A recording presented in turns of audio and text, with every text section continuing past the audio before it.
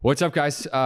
Super pumped for episode 2 of the YVR Remo show, presented very happily today by our friends at Farm Country. These guys have been awesome to us. We did a little feature at their brewery last week, which is a lot of fun. Very excited about the topics. We're gonna be talking about the coronavirus and how that impacts your mortgage. Talk a little bit about multiple offers are back. Yay. And then I think last but not least, and one of the most exciting things that we talked about today was upsizing, but not just upsizing, how we're actually teaching our clients to create wealth without increasing their budget. Super pumped. So guys, listen in with my partner here, Deryk Williamson on my camera. I think it's my camera left and my right. And then Dean Lawton on my camera right and my actual left. Listen, guys, this is going to be a good episode. Pay attention and let us know what you think.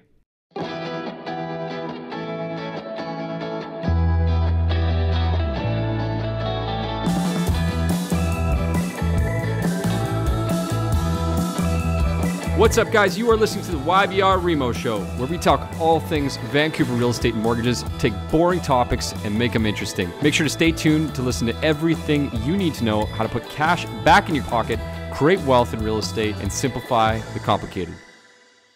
This has been a pretty interesting last couple of weeks with real estate. There's always something interesting in Vancouver. More specifically, the fact that we're going to start talking about tonight, and we're going to start off talking about the coronavirus. Yeah, unfortunately, we don't have bottles on our heads, but it's probably making should. Yeah, we probably should. It is making an impact in our industry.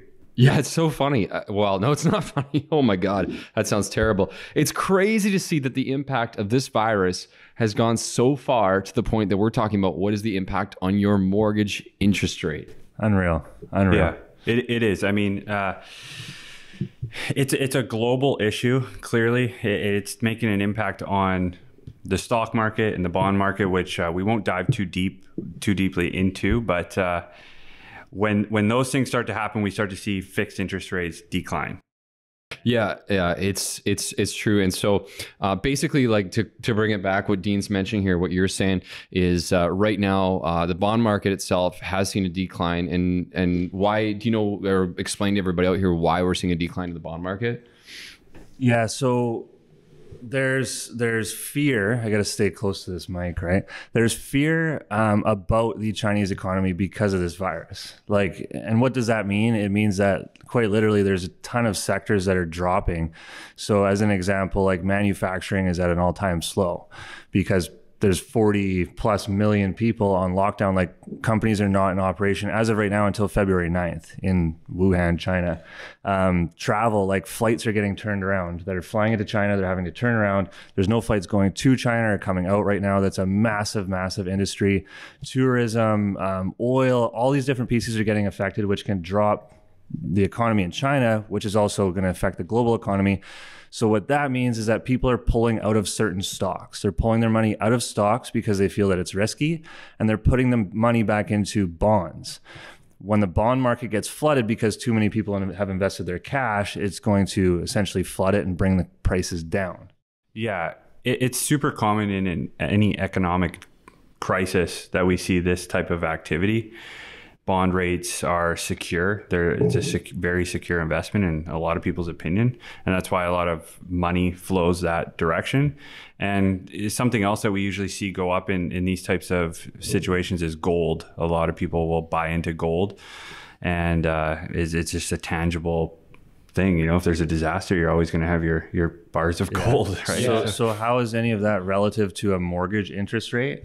Mortgage interest rates are typically set, they're relative to where the bond market sits, right? So if the bond market's dropping, that means that 5-year fixed interest rates are probably going to be dropping as well.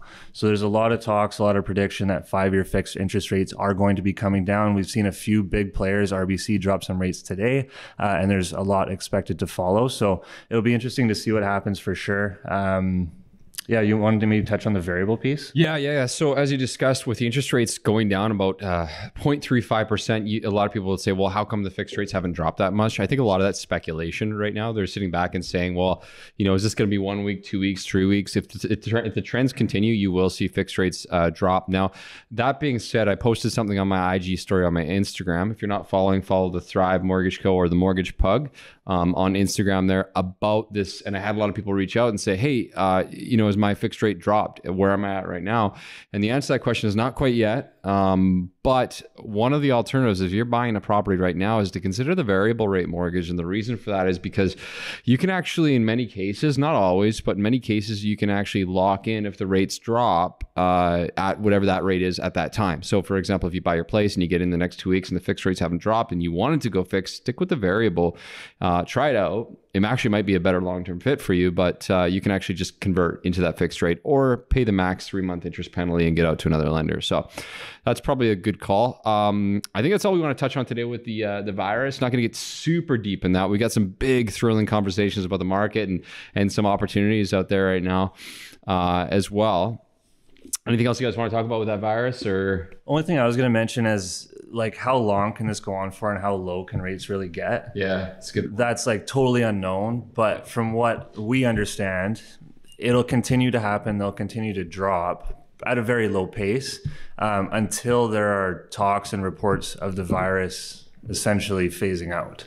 Like that's when things would start to change back and people would go back into the stock markets because they have more confidence. Yep. So who knows? It's completely up in the air. I'm interested to get into the multiple offers, but today I think we do want to forecast of what we're going to talk about today. Like our big piece is something that we're super excited about that we're helping people do right now.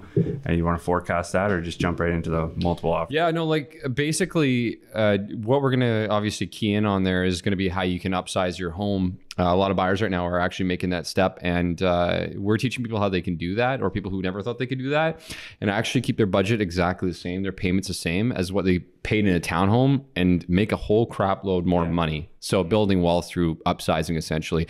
So let's like dig in here to this multiple offer thing. This is more of a topical conversation because it's been coming up quite a bit. What's interesting to me is if we're talking about interest rates potentially declining, along with listings being at an all-time low right now, prices now starting to come back up and buyer activity being through the roof. All these things are really basically signs that we're almost, and I wouldn't go all the way back to 2016 levels, but it almost appears that we're going back in that direction. So, basically what does that all mean? So if you're not really privy to multiple offers and what that is, it basically means if you're buying a home or selling a home for that matter, and there's multiple people who are making a decision to bid on your home. That's what it is. Pretty simple. So that's kind of what's going on right now. And we're seeing this everywhere from a Vancouver condo in particular, like anything below 650, all the way to, you had a client yesterday in Tsawwassen or Ladner. Ladner is $1.05 million, over $1 million. There's multiple offers. Yeah. Yep. And then all the way to properties out in Abbotsford. So we're seeing it kind of everywhere. Yeah. So the theme was it was a buyer's market. We're clearly quickly shifting into a seller's market. So, some of the secrets to going subject free is, I pause to say that because it's not something we would recommend. We don't recommend going subject free, but if that's something that you're going to consider, always get an inspection at a showing. It's something that you can just get some peace of mind before going in and actually making that offer. Pre-approval letters are key. It's something we spend a lot of time on, and they're, a really diligent underwritten pre-approval letter can really help you get a strong offer into a seller. And then short subject period. So, if you are going to make a subject to a subject free offer, or a subject to anything, you can go shorter with some of these aspects taken care of ahead of time. But again, it's really not something we want to recommend doing. Yeah. So just to recap, like if you're in a position where you've maybe written on a few different properties, you've lost out, you're pissed off. That's what happens to a lot of people. Like you get discouraged, right? You find a property you love, you can't buy it.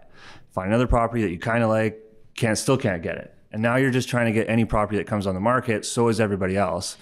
But if you end up having to go subject free, obviously it's a very thorough discussion with your mortgage broker before doing so, making sure that as much due diligence is done. So like Dean said, if you're doing a showing before you write that offer, bring an appraiser and bring an inspector. It's going to cost you about $800 to get those things done, but those are no longer subjects in your offer.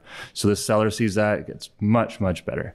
In addition to that, pre-approval letters like Dean touched on, very important, but it depends where they come from. 99% of the time, if you talk to your bank and they do a verbal application, they'll give you a pre-approval letter, but you are not pre-approved because they haven't done the due diligence to actually review your credit, your income, your qualification.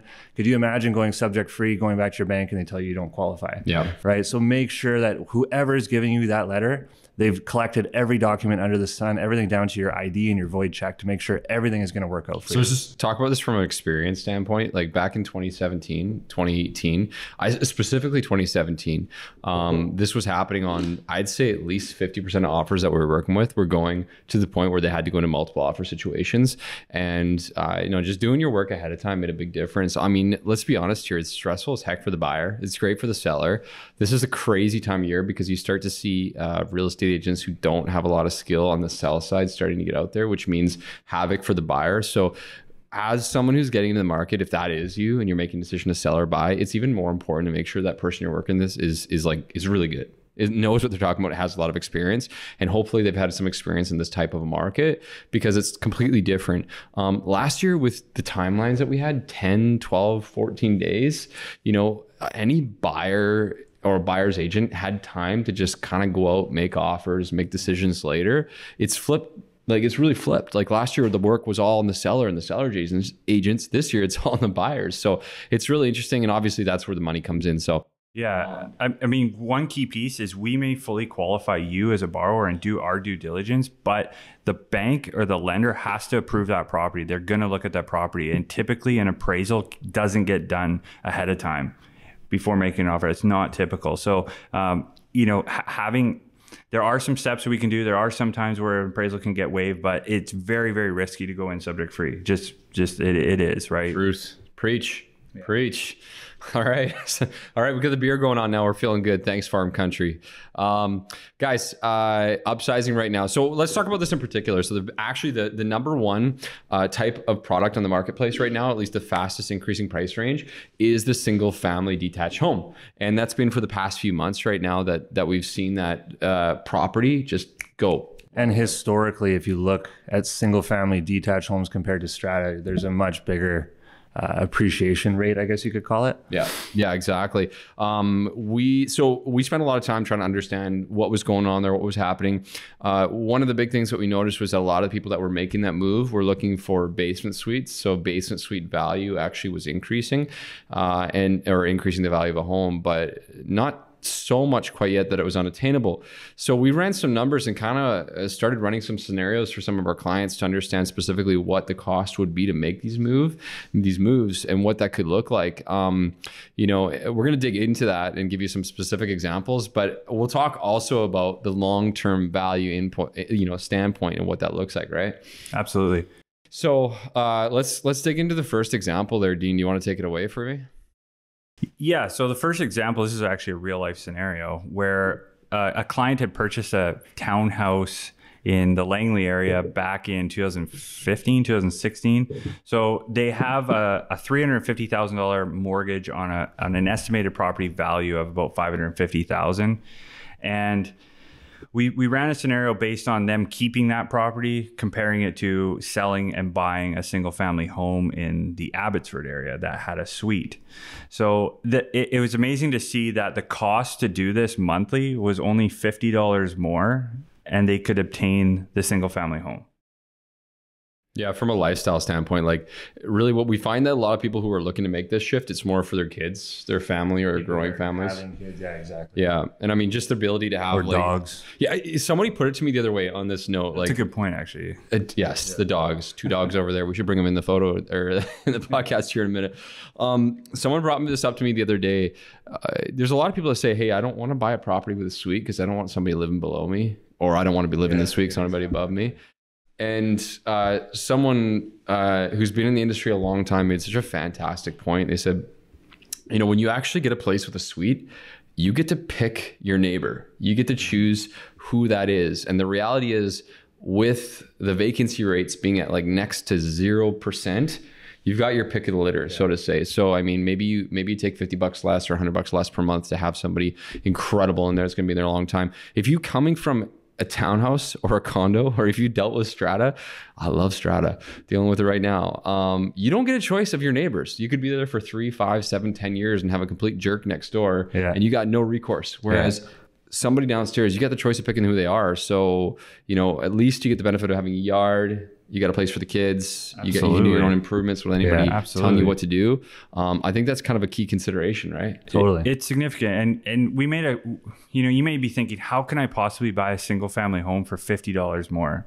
Like, how does that work? Do you want to maybe jump into those numbers? Yeah. So I'll break down some numbers, get out your pens and paper if you have them. So let's assume that this townhouse in Langley it sold for $550,000, right? They owed $350,000. They bought it years ago for like $360,000, 5% down, whatever. Their payments in that scenario, after you factor in strata fees of $300 a month, property taxes of $125 a month, their total cost for their mortgage, strata, and property taxes was just over $2,000 a month, right? There's no rental income to help out. They're out of pocket $2,000 a month for their townhouse. So clearly that strata fee is weighing into this scenario, and that's typically what's over. Right?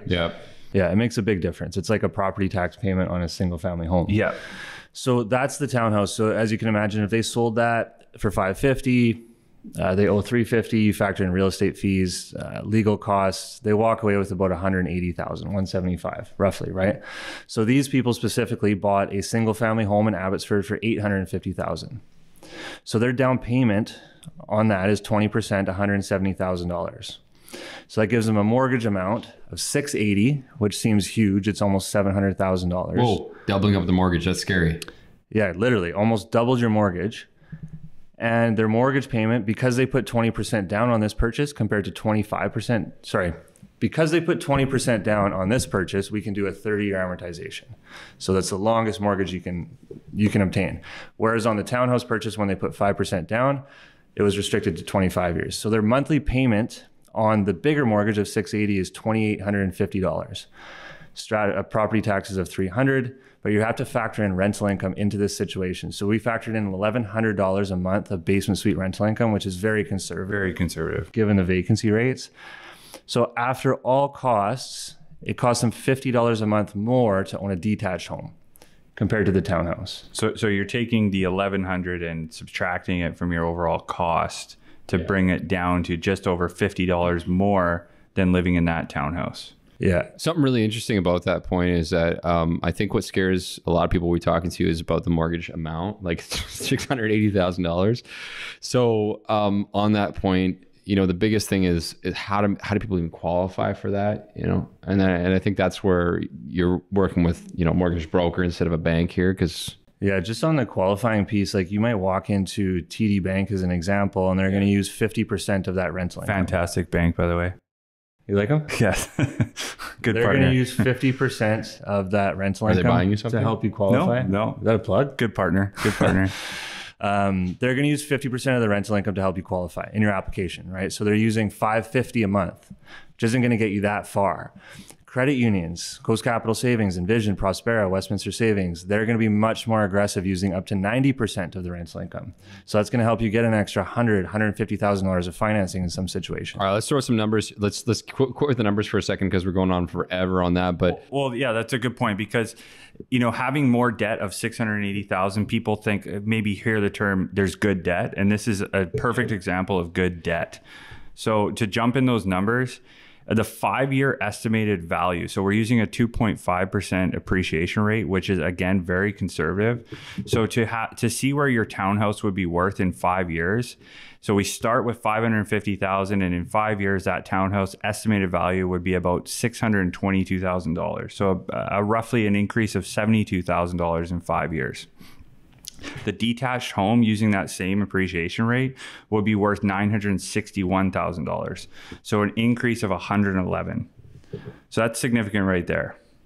because you're in a bigger purchase price or a bigger value, that percentage is going to go up in a bigger amount. So that's huge right there. I'm going to hop in just because there's probably some people listening that are like, whoa, numbers going everywhere. And I'm just going to break this down real simple, and then we can dig into it a little bit deeper. First and foremost, you got to keep in mind, and everybody who's watching this is like, when I hear someone saying I'm going to buy a townhouse because it's cheaper, even though I could qualify for a detached home, like this is where this really matters. Is it actually cheaper? Like, what is the actual cost associated with that? What does that look like? What we're trying to explain here and what we're trying to articulate is that you could actually reduce or keep your cost of living the same, and then over the long haul, see a way bigger increase to your net wealth, the money that you have in your account, the money that you have for retirement, for anything else, by making this decision. And I don't think this decision is right for everybody. Obviously, there's some maintenance factor and other things, and not everybody qualifies for it. But as you were illustrating here, with the value increase of a townhome compared to a house using the exact same approach, 2.5% conservative growth rate, going from a value increase of $72K to a value increase of $111K with the same monthly payment, that's pretty big. Exactly. So obviously that's a clear correlation to why, having more debt could benefit you. But again, this number can get even better. So because you're paying down a bigger mortgage, you're going to theoretically pay down more of that mortgage in that same period of time, correct? Yep. Yeah. So you got a bigger payment, you got a bigger mortgage, you're going to be paying down more principal. So more money of what you owe to the lender is going to be paid down in that 5-year period of time. Creating more equity. Exactly. So with the townhouse, in a 5-year period of time, you're going to pay down roughly $52,000. For this client, they paid down $52,000 in 5 years. In the detached, in the single family, you're going to pay down $96,000 over that same 5-year period. So if you add the two together, so if you figure out what you would have, the increase in appreciation plus what the more money that you would have paid down in principal, you're ahead of the game by roughly $85,000. It's huge. Wow. 85 grand. What could you guys do with 85 grand? We've got it here for you. No. So that's good debt, in my opinion. It is good debt. Summarize this and clean this up. We'll go over the key points afterwards, but without getting too, I'm going to cut down the technical stuff here because let's have a little bit of fun with this conversation. I think just basically flipping. I'm having fun. I'm getting dizzy here. I'm having so much fun. I think the biggest thing, like just while we're talking about this, just like on a human level, because we sound like robots right now, is just the opportunity that we have every day to like reshape and make a change to what someone's actual long-term wealth picture looks like. It's kind of neat.